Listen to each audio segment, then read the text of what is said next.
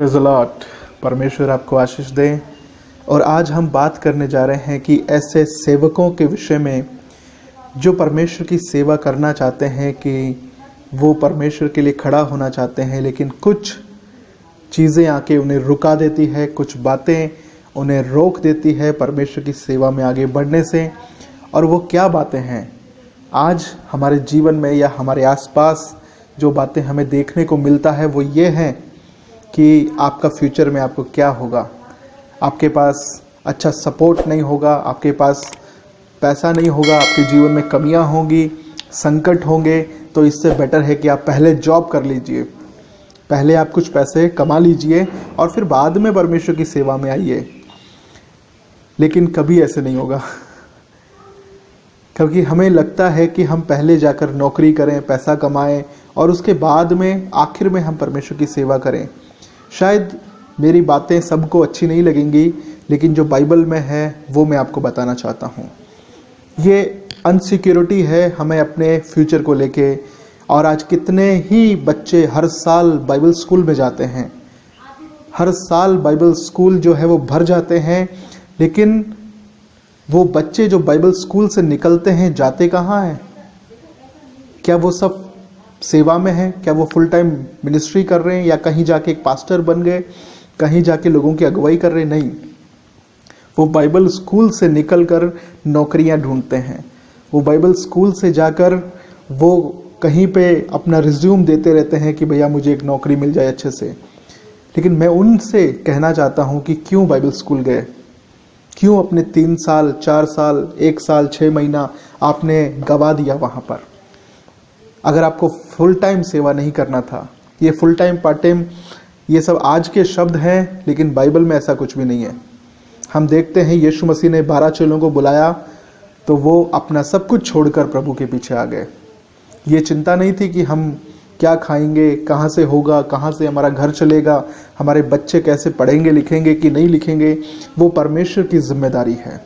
क्योंकि आज हम जो नए बच्चे हैं या जो नए सेवक होने जा रहे हैं, हम उनको इंकरेज नहीं करते हैं, उनको हम गिराने की कोशिश करते हैं। कई बार हमारा उद्देश्य तो गिराने का नहीं होता है, लेकिन हम उन्हें फ्यूचर दिखाते हैं कि देखो तुम्हारा फ्यूचर में क्या होगा, तुम्हें पैसे की कमी आएगी, तुम्हारे पास कपड़े के लिए पैसा नहीं होगा, जूते के लिए पैसा नहीं होगा, खाने के लिए पैसा नहीं होगा, लोगों से मांगना पड़ेगा। लेकिन मैं आपको ये बताना चाहता हूँ कि उन्हें कमाने से या उनको पैसे की कमी के चीज़ें दिखाने से बेटर है कि आप उन्हें मरना सिखाएं। उनकी लाइफ स्टाइल ऐसा करने की कोशिश करें कि वो एक सेवक की तरह जीवन जिए। और यीशु मसीह ने भी अपने शिष्यों को कुछ इसी प्रकार से बातें करी।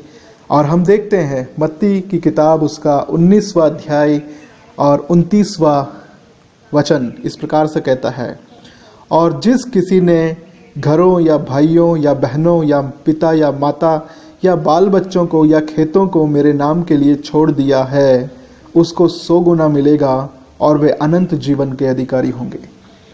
यीशु ने कहा कि वो सब तुम छोड़कर आ जाओगे तो परमेश्वर आपको 100 गुना देगा।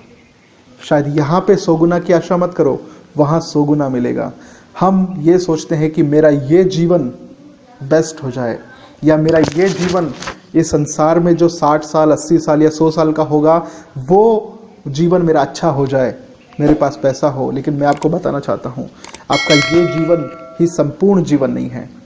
ये सांसारिक जीवन ही आपका 100% अच्छा जीवन नहीं होगा, लेकिन हमारा बेस्ट जीवन हमारा इंतज़ार कर रहा है। हमारा बेस्ट जीवन अनंत काल का जीवन है। ये संसार में जैसा भी है जी लो, जो कुछ भी सहना पड़े सह लो, लेकिन परमेश्वर को अपने जीवन में पहला स्थान रखिए।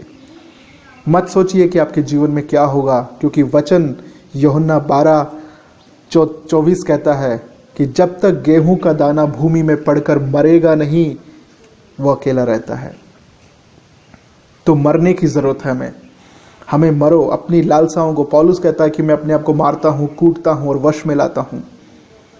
ये संसार की बातें शायद हमें सताए कि मेरे पास एक अच्छा शर्ट नहीं है, मेरे पास एक अच्छा घर नहीं है। कोई बात नहीं, कितने साल रहना है इस संसार में, कितने साल जीना है, क्योंकि हमारी बेस्ट लाइफ जो है वो इंतज़ार कर रही है हमारा।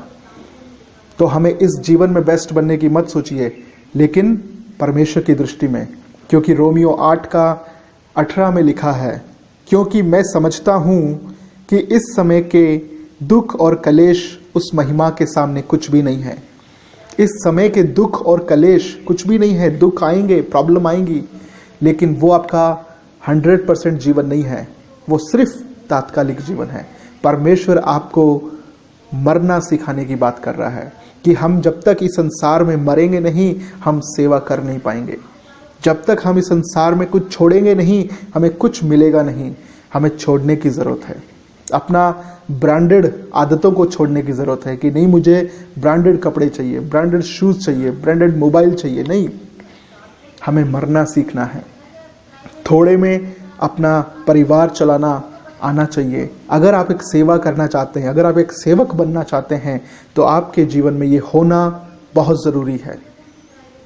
क्योंकि मैं जानता हूं कि आज जो थोड़े में आप विश्वास योग्य होंगे, तो कल परमेश्वर आपको बहुत देने के लिए तैयार है। बस परमेश्वर चाहता है कि हम तैयार हो जाएं। Praise the Lord. और एक दूसरे को सेवकाई में उत्साहित कीजिए ताकि वो परमेश्वर की सेवा में आगे बढ़े। Praise the Lord.